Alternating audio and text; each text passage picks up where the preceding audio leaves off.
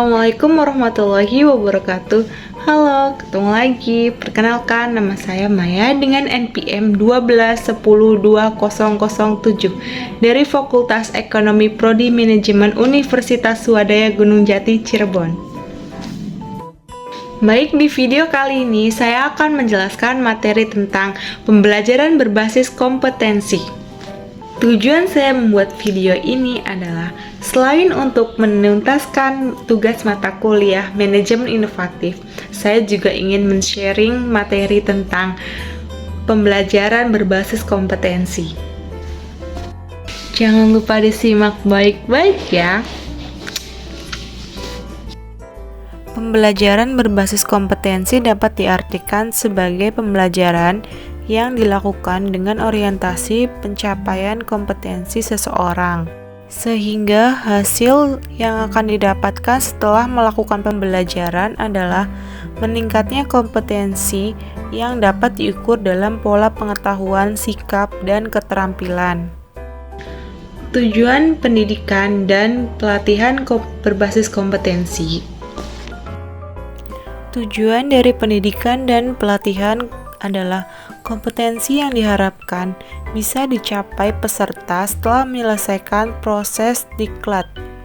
Kompetensi bisa juga berupa kinerja atau unjuk kerja yang baik dalam bidang kehidupan atau pekerjaan. Kinerja yang baik dapat dicapai berkat kemampuan menerapkan pengetahuan, keterampilan, dan sikap perilaku.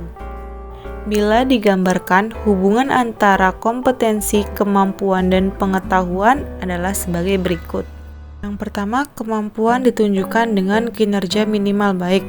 Dalam artian, kompetensi dicapai sebagai hasil penggunaan kapabilitas atau kemampuan dalam pemecahan masalah aktual. Lalu, kapabilitas atau kemampuan sebagai hasil penerapan kombinasi penerapan pengetahuan, keterampilan, sikap, perilaku. Dalam artian, kapabilitas atau kemampuan disebut kompetensi dasar diperoleh sebagai hasil perpaduan bakat, pengalaman, dan pendidikan, menjadi dasar untuk mencapai kompetensi. Selanjutnya, kompetensi ditunjukkan dengan kinerja minimal baik, yaitu kapabilitas atau kemampuan disebut kompetensi dasar, diperoleh sebagai hasil perpaduan bakat, pengalaman, dan pendidikan, menjadi dasar untuk mencapai suatu kompetensi.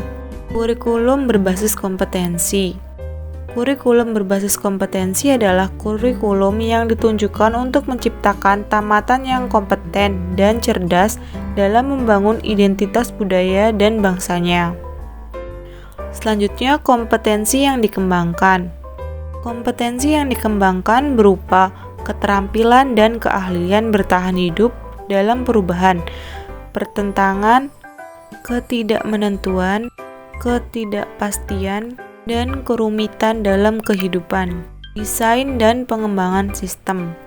Desain dan pengembangan sistem pembelajaran dengan seluruh komponen di dalam harus difokuskan pada tujuan pembelajaran yang berisi tentang kompetensi. Pembelajaran berbasis kompetensi tidak hanya difokuskan pada pencapaian peserta diklat, tetapi juga pada pencapaian pengajar. Kompetensi awal dan karakteristik awal peserta didik. Pihak pertama adalah pihak yang paling berkepentingan dalam hasil pembelajaran di masa depan. Mereka adalah pihak yang perlu dibantu penyelenggaraan diklat untuk membangun cita-citanya. Pihak pertama di sini yaitu peserta didik. Nah, pihak kedua yaitu penyelenggara diklat. Di dalamnya termasuk pengajar dan pengelola satuan pendidikan. Dan yang pihak ketiga yaitu pengguna lulusan. Mereka adalah berkepentingan untuk mendapatkan lulusan sesuai kebutuhan lapangan kerja. Kompetensi dan pengukuran hasil belajar. Pada akhir proses pembelajaran, pengajar, peserta diklat, dan masyarakat ingin tahu bagaimana hasil pembelajarannya. Pendesain pembelajaran perlu membuat alat pengukuran yang dapat mengukur kompetensi yang dimaksud dalam tujuan pembelajaran. Alat ukur yang dinyatakan valid dana alat ukur yang dapat mengukur suatu yang seharusnya diukur, reliable. Lalu, apa saja sih perbedaan dari kemampuan dan kompetensi? Salah satu contoh dari kemampuan dan kompetensi yaitu perbedaannya dari kemampuan menjelaskan cara membuat proposal penelitian, sedangkan kompetensi membuat proposal penelitian yang baik. Artinya di sini, kemampuan itu cara kita membuat sesuatu, sedangkan kompetensi itu bagaimana kita melakukan sesuatu dengan baik.